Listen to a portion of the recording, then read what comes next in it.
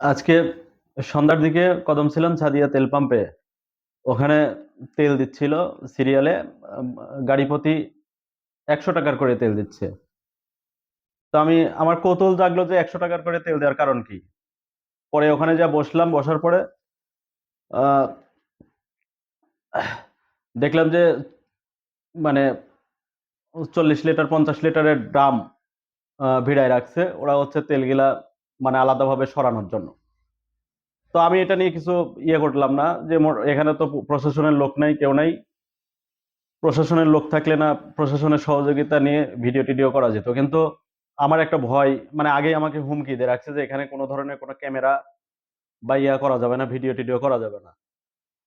তো হঠাৎ করে পুলিশ আসলো ওই জায়গায়। পুলিশ আসার পরে এখন ওখানকার হচ্ছে ইউনিয়ন বিএনপির সাবেক সভাপতি আব্দুল বারী কাজল, ও একটা মানে হুঙ্কার দিয়ে উঠলো যে এই সুরের বাচ্চা সাংবাদিকের জন্য আমরা কিছু করে খাইতে পারি না, কিছু করে খাইতে পারি না। চাল বিতরণ করতে গেলে চালের ওখানে যা ঝামেলা বাধায়, তেল দিচ্ছে, তেলের এখানে এসে ঝামেলা বাধায়। শালা সুরে বাচ্চা পুলিশ নিয়েছে, পুলিশ নিয়ে এসে এখন ঝামেলা বাধাইছে।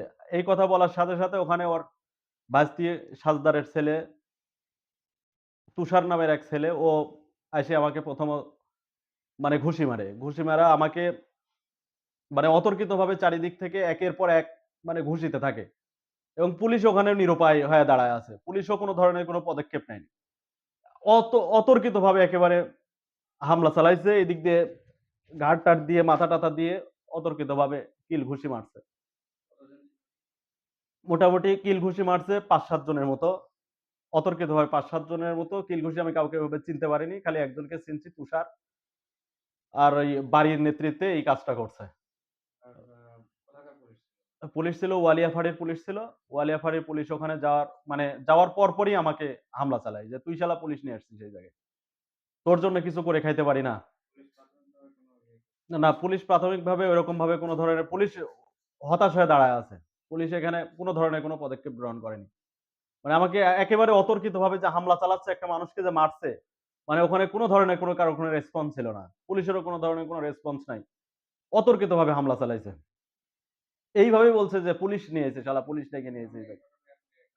আমি আমি এই ঘটনার প্রশাসনের ঊর্ধ্বতন যে কর্মকর্তা যারা রয়েছেন, ডিসি স্যার রয়েছেন, এসপি স্যার রয়েছেন, তাদেরকে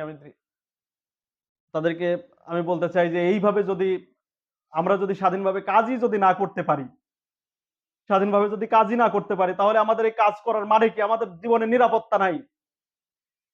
গত আওয়ামী লীগের সময় থাকতেও কোনোদিনও কোনো এত কাজ করেছি, এত নিউজ করছি, এত বড় বড় নিউজ করেছি, কোনো ধরনের কেউ গায়ে হাত দিয়ে সাহস পায়নি।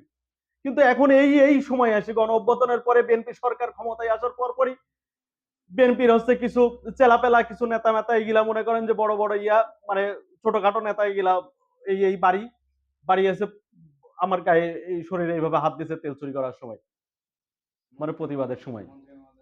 আমি মন্ত্রী মহোদয়ের দৃষ্টি আকর্ষণ করছি, ব্যারিস্টার ফারজানা শারমিন পুতুল। আমি তার মিডিয়া কভার করছি প্রায় একটা বছর রাত নাই দিন নাই, সব সময় আমি মানে যখনই যেখানে প্রোগ্রাম হয়েছে সেখানেই আমি তার প্রোগ্রাম কভার করছি। আর এই তাদেরই এই লোকজন এসে এই আব্দুল বারী এইভাবে আমার শরীরে এইভাবে তার লোকজন দিয়ে আমার গায়ে হাত দিছে। আমি মন্ত্রী মহোদয়ের প্রতি আমি দৃষ্টি আকর্ষণ করছি, এর সঠিক যেন বিচার হয়।